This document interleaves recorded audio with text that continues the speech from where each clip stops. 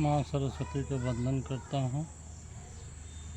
मैं कविता एक ऐसा है, एक पुरुष वियोग से आहत होकर के वो पत्नी के लिए कह रहा है कि आपके गए कब लौट के आओगी तुम। आँखियाँ तुम्हारे दर्शन के लिए एकदम भूखी हैं।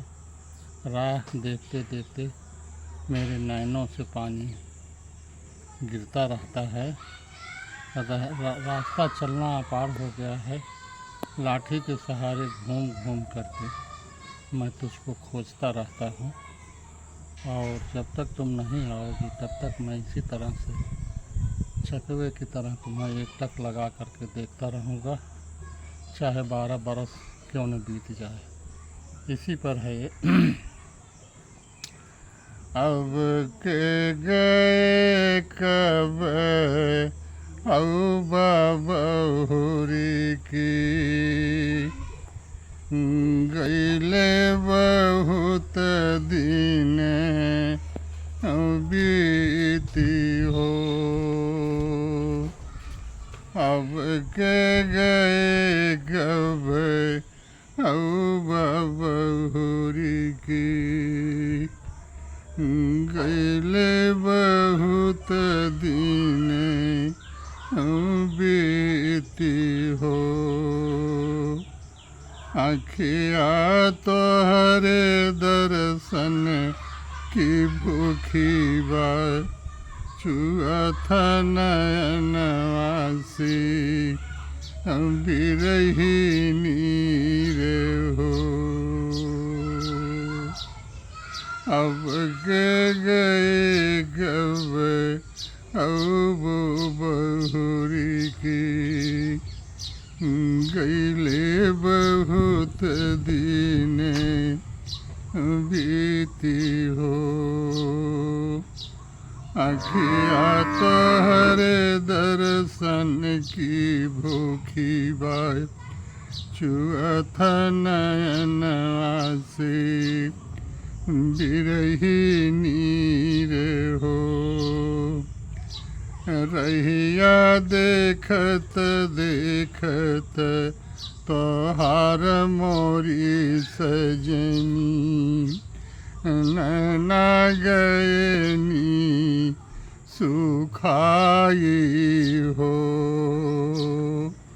नैना गयनी सुखाई हो सजनी।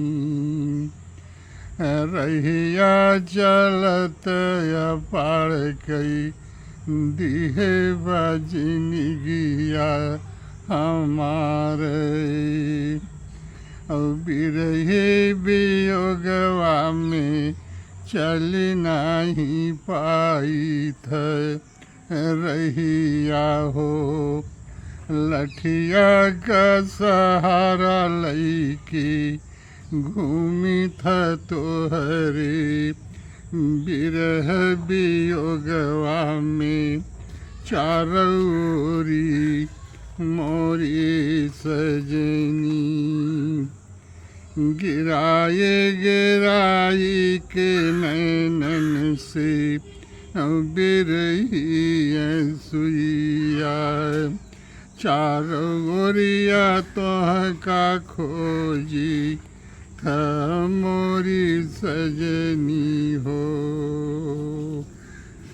तोहार रहिया ताकत ताकत हम गए सुखाई मोरी सजनी हो। अब के गए कब औबा बहुरी की, गईले बहुत दिन बीती हो। आँखिया तोहरे दर्शन की भूखी बा, छुअत नयनवासी बिरहिनी रे हो सजनी। जवाहिर तोहरे वियोगवा में रात दिन तड़पत बाटेनी, अखिया से चुआई चुआई की बिरही नीर हो।